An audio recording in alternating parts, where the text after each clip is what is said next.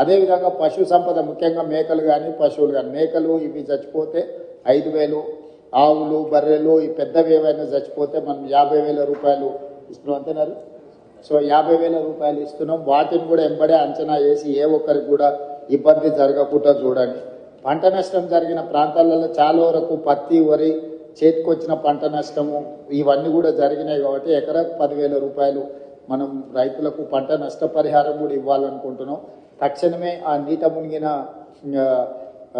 పొలాలను ఇసుక మేటలు పేరుకున్న దగ్గర మనకు ఎన్ఆర్ఈజిఎస్లో స్పెషల్ ప్యాకేజెస్ ఉన్నాయి. ఆ ఇసుక మొత్తం తొలగించడానికి ఎకరాకు 10,000 కాదు ఎకరాకు 1,00,000 కూడా మనము ఎన్ఆర్ఈజిఎస్లో తీసుకోవచ్చు. కాబట్టి ఎన్ఆర్ఈజిఎస్కు సంబంధించిన పంచాయతీరాజ్ వాళ్ళు కూడా మీరు తక్షణమే దాని మీద దృష్టి పెట్టి అంచనాలు వేసి ఆ ఇసుక మేటలు పేరుకున్న రైతులను ఆదుకోవడానికి కూడా దానికి కావాల్సిన అంచనాలు చేయండి.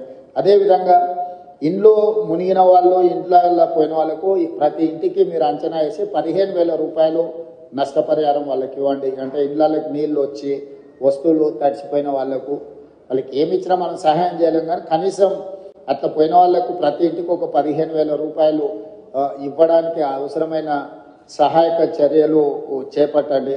తర్వాత అత్యంత పేదలుండి గుడిసెలుండి లేకపోతే ఏదైనా కొట్టుకుపోయిన వాళ్ళు ఉంటే ఇందిరమ్మ ఇండ్లు ఇచ్చే అర్హత ఉంటే ఒక స్పెషల్ దీని కింద అయినా మనం కాన్స్టిట్యున్సీ వైజ్ ఇచ్చే కోటా కాకుండా అవసరం అనుకుంటే ఏమైనా అదనపు కోటా అయినా కూడా ప్రభుత్వం ఇస్తుంది.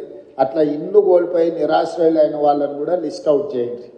వాళ్ళకు కూడా మనం కొంతమేరకు ఇల్లు ఇవ్వగలిగితే ఇవ్వచ్చు. అదేవిధంగా ఇంతకుముందు వెళ్ళిన కాలనీలలో వాళ్ళు ఇళ్ల పట్టాలు ఇళ్లకు సంబంధించిన అంశాలు కూడా చెప్పించారు. కలెక్టర్ గారు లోకల్ మున్సిపల్ కమిషనర్ గారు ఫీల్డ్ విజిట్ చేసి ప్రభుత్వ భూమిలో ఆల్రెడీ పట్టాలు ఇచ్చుంటే వాళ్ళకి ఇల్లు ఎట్లు ఇవ్వాలి, పట్టాలే ఇవ్వకుండా ప్రభుత్వ భూమిలో వాళ్ళు ఇల్లు కట్టుకొని ఉంటే వాళ్ళకి పట్టాలు ఎట్లు ఇవ్వాలి. కొన్ని దగ్గరలో సికమ్ ల్యాండ్లలో ఇంప్రూవ్ చేయను చెరువులలో సికమ్ ల్యాండ్లలో మనము పట్టాలు ఇవ్వడానికి కుదరదు. కాబట్టి ప్రత్యామ్నాయం ఏం చేయాలనో కూడా మీరు దాన్ని దృష్టిలో పెట్టుకొని చేసుకోవాలి. పర్టికులర్గా వరంగల్లో municipal and irrigation department coordination missing.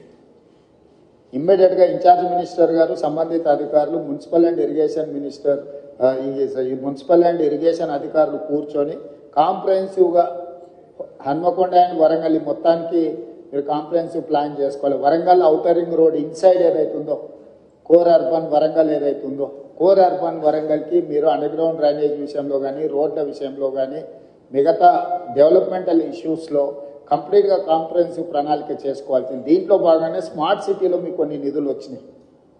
మీరు కొంత దూరం స్మార్ట్ సిటీలతో నిధులతో కట్టేసి అక్కడ వదిలేసేది.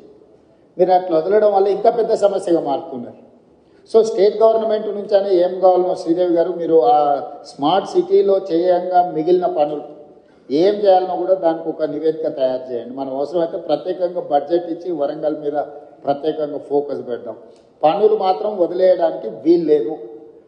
స్మార్ట్ సిటీలో తెచ్చుకోగలిగిన తెచ్చుకోండి. బ్యాలెన్స్ వర్క్స్ ఏవైతున్నాయో ఖచ్చితంగా స్టేట్ గవర్నమెంట్ నుంచి మీరు ప్రపోజల్ ఇవ్వండి.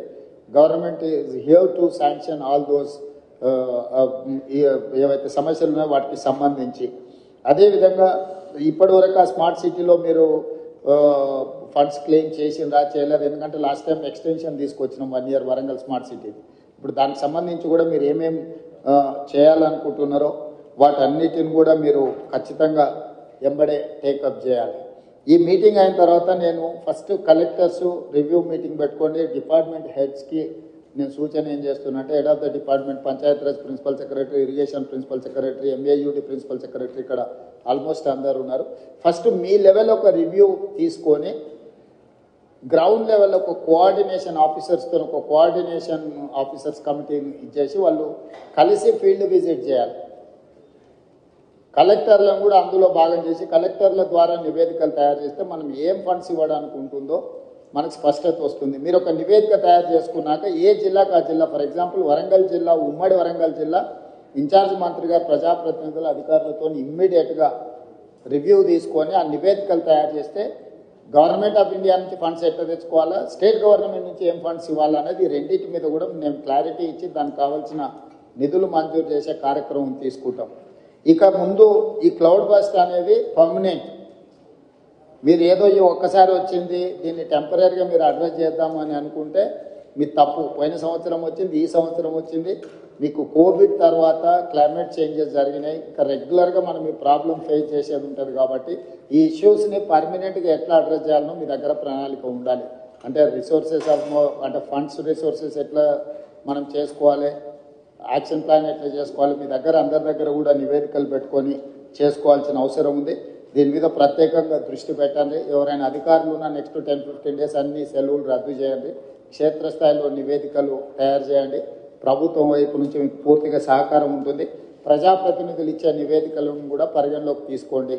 ఫీల్డ్లో మీరు క్షేత్రస్థాయి నివేదికలు తెప్పించుకొని తక్షణం దీని మీద చర్యలు తీసుకోవడానికి అవసరమైన ప్రణాళికలు చేస్తే నేను మళ్ళీ అన్ని జిల్లా కలెక్టర్లతోనే హైదరాబాద్ స్థాయిలో నేను మళ్ళీ రివ్యూ తీసుకుంటాను.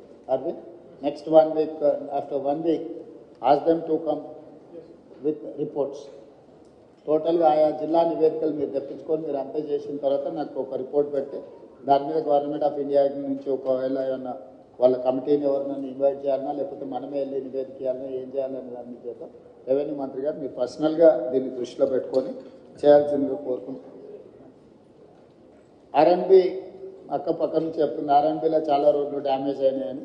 ఆర్ఎన్బి అధికారులు వికాస్ ఆర్ఎన్బి నుంచి ఏమున్నదో మీరు స్పెషల్గా ఒక ఆఫీసర్ని చేసి దీని మీద కంప్లీట్గా నివేదికలు తెప్పించండి. లోకల్ ఏ ఇష్యూస్ ఉన్నా కూడా ఒకసారి దీన్ని టోటల్గా నివేదికలు తెప్పించి పనులు పూర్తి చేయాల్సిందిగా కోరుకుంటూ, అధికారులు ఎవరు నిర్లక్ష్యం వహించినా ప్రభుత్వం దాన్ని సీరియస్గా పరిగణలోకి తీసుకుంటుంది. దయచేసి నిర్లక్ష్యం అనేది వదలండి, క్షేత్రస్థాయిలకు వెళ్ళండి. కలెక్టర్లు కూడా ఫీల్డ్ విజిట్లు చేయాల్సిందే. నేను కలెక్టర్లు చీఫ్ సెక్రటరీ గారు కూడా చెప్పిన మీ ఏసీఆర్లు రాసినప్పుడు మీ ఫీల్డ్ విజిట్స్ కూడా వన్ ఆఫ్ ద క్రైటీరియా. మీరు అనుకోవచ్చు ఫీల్డ్ విజిట్ చేయకపోతే ఎక్కువ అయితే ట్రాన్స్ఫర్ చేస్తారని. ట్రాన్స్ఫర్ చేయకుండా మీ వార్షిక నివేదికలలో కూడా మీరు ఎన్నిసార్లు ఫీల్డ్ విజిట్ చేసారు, ఎక్కడెక్కడికి వెళ్ళి ఎడ్యుకేషనల్ ఇన్స్టిట్యూట్స్ ఎన్ని చేసారు, డిజాస్టర్లో ఎన్ని అడ్రస్ చేసారు, అన్నిటిని కలిపి దాన్ని కూడా ఒక బెంచ్ మార్క్గా ప్రభుత్వం పరిగణిస్తుంది. దయచేసి ఈ అంశాలను అన్నిటిని కూడా దృష్టిలో పెట్టుకొని ఇప్పటివరకు బాగా పనిచేసిన అధికారులను అభినందిస్తూ